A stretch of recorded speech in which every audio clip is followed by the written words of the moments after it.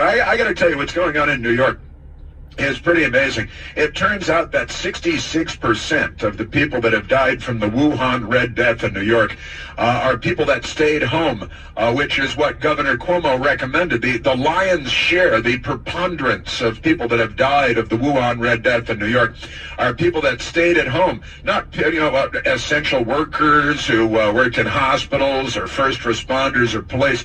No, none of that.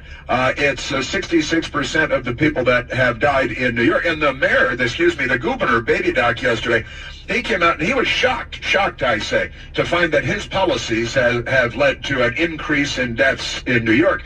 And his statements have also led to an increase in deaths in New York. I mean, they're not the hot spot for nothing. It's not the United States so much as New York. If you took New York out of the equation, where the Democrats were telling everyone to go to the movies, go to Chinatown, Pelosi's telling people to go to Chinatown, have the Wuhan stew and see if you survive. Great stuff. Amazing.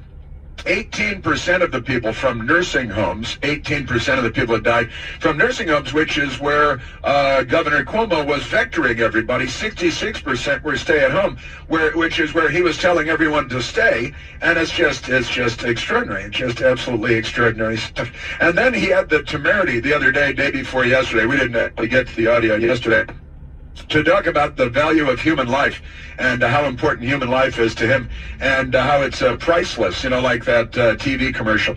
Priceless, he says. And this is the guy that lit up the top of the Empire State Building when they were able to pass the third trimester abortion bill. And then he's telling us that every life is priceless. I mean, really, if they had brains, they'd be playing stickball with them. It's just an extraordinary bunch of people. Where do we find such men? And Michael Goodwin, at the New York Post, wrote a great piece on the criminal Cuomo. He's a war criminal. This is the rhetoric that the left use, for President Trump and everybody else. These are crimes against humanity. However, really, China may be looking at crimes against humanity with their behavior. But I'll get into the New York thing because it's pretty crazy. There are other, and it's the Democrats just get away with murder. Mass murder in this case. It's pretty extraordinary. And the news media, they just lick them. They just give them a tongue bath all over again. They shave their tongues in the morning so that the Democrats have smoother tongues to enjoy. It's extraordinary. Also, there's information out of Capitol Hill, the Mueller investigation. Adam Schiff may be revealed as the psychopathological liar that he is. And the media, they're right there with him, goose-stepping along with him. They love the psychopathy that is Adam Schiff.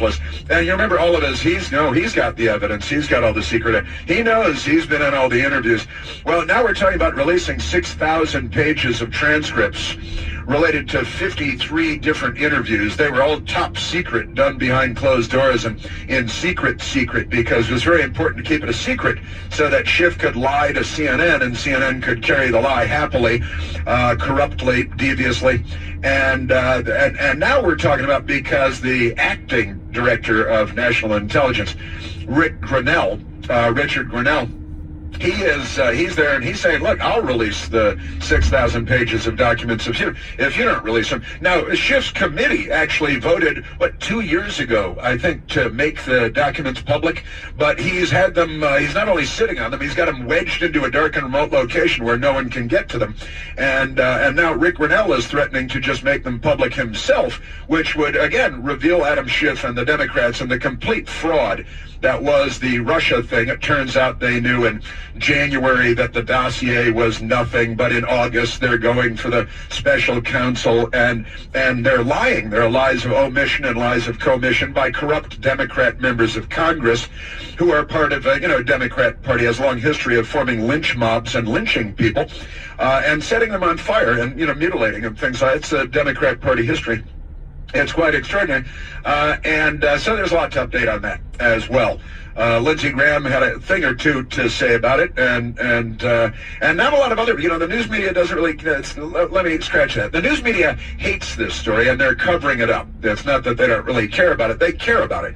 They care about covering it up. They are an awful, horrible institution.